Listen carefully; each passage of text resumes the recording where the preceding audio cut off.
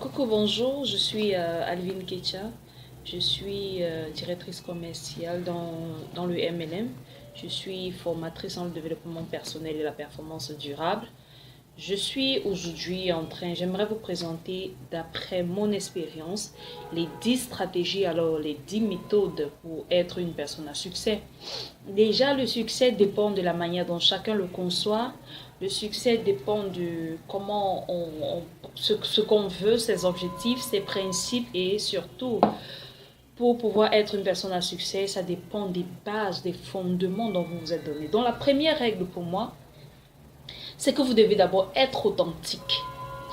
Pour moi, être authentique, c'est très important parce que c'est partant de l'authenticité que vous deviez savoir quelle est la projection que vous avez par rapport à votre succès. Évitez de faire comme tout le monde, évitez de vouloir copier X ou Y, faites ce qui vient du fond du cœur, faites ce qu'on désire réellement, faites ce qui nous fait bouger, ce qui nous fait vibrer, faites ce qui nous rend heureux. Donc la première règle, comme je l'ai dit, c'est être authentique. Maintenant, qu'est-ce qui se passe? Deuxième règle.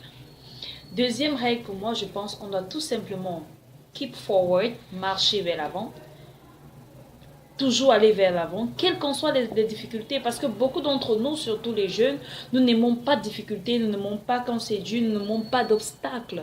Maintenant, qu'est-ce qu'il faut?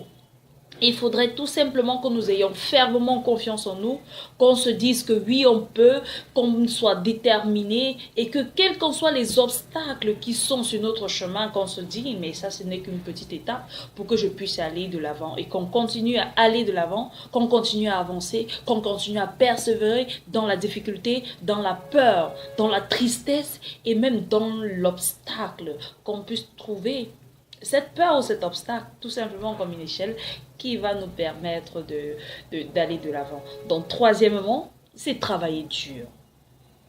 La différence entre l'homme pauvre et l'homme riche, comme Robert Kiyosaki le disait, tout simplement dépend de la manière dont chacun utilise son temps.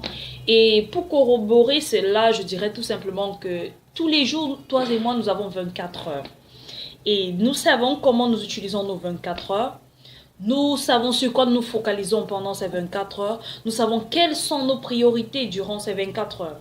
Mais sache aujourd'hui que la possibilité pour toi de réussir ou d'échouer réside en toi. Donc si tu ne travailles pas dur aujourd'hui, tu n'accuseras personne demain. Donc pour un avenir meilleur, pour un demain exceptionnel, pour que tu puisses réussir, il faudrait tout simplement que tu travailles dur. Travailler dur, même si c'est pour une période donnée. Nous avons fait combien d'années à l'école primaire? D'abord à la maternelle, après la maternelle, le primaire, après primaire secondaire, après l'université, les écoles formation. Certains vont à plus de 25 ans. C'est acharné parce qu'on veut quoi? Acquérir les basiques. Parce qu'au fait, l'éducation conventionnelle que nous avons acquis, toi et moi, ne nous permet pas d'avoir un travail.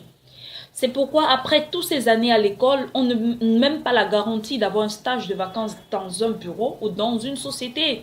Maintenant, il faudrait qu'on entre dans l'université à succès, dans le développement personnel, qu'on se fasse violence, qu'on travaille dur pour pouvoir attirer une opportunité.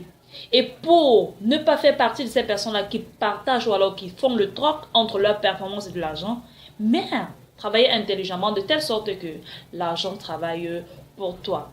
Donc, travailler dur, c'est le troisième. Et le quatrième, je dirais tout simplement que nous ne devons pas avoir peur d'échouer. En fait, l'échec pour moi, c'est quoi? C'est la clé du succès.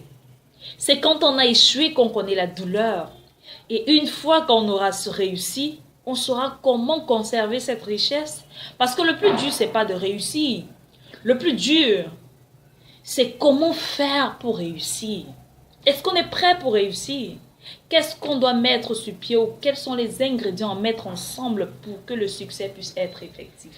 Donc, nous devons transformer, avoir dans cette capacité de transformer nos difficultés en opportunités, avoir cette faculté de pouvoir persévérer, de trouver son énergie et sa motivation une fois qu'on a échoué. Que l'échec ne soit pas pour nous comme un ennemi, non. Déjà que l'échec, c'est un atout. Ceux qui ont échoué vous diront que c'est lorsqu'ils ont échoué qu'ils ont appris quelque chose. C'est lorsqu'ils sont tombés et qu'ils se sont relevés qu'ils ont compris que désormais en tombant, il ne fallait pas prendre appui sur X ou sur Y. C'est quand on tombe qu'on sait comment mieux se relever. Dis-toi tout simplement que je peux et je dois réussir. Réussir pour toi ne doit pas être une option, non.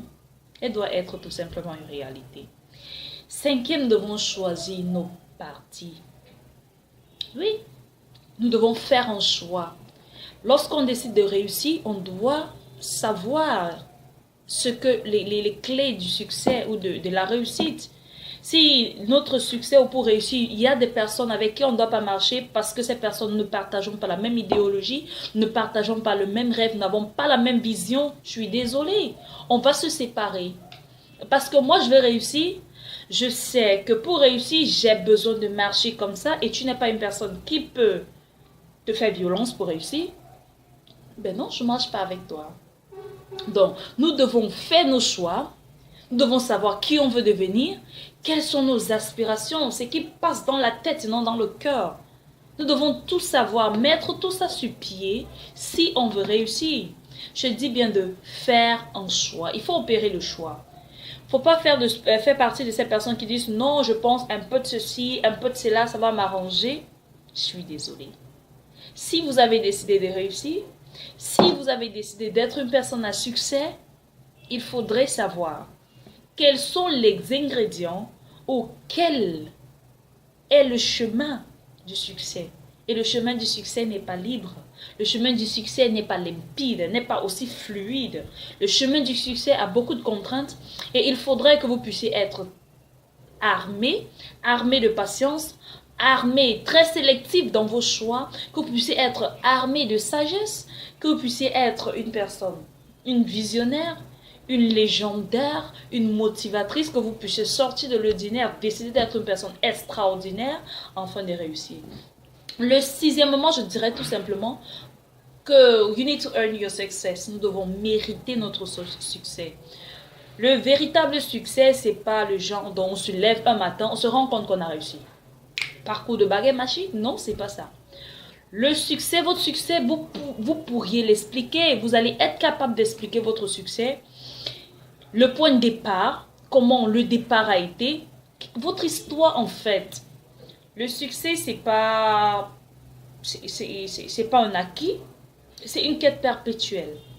Et c'est justement dans ce travail de tous les jours, c'est dans cette motivation de tous les jours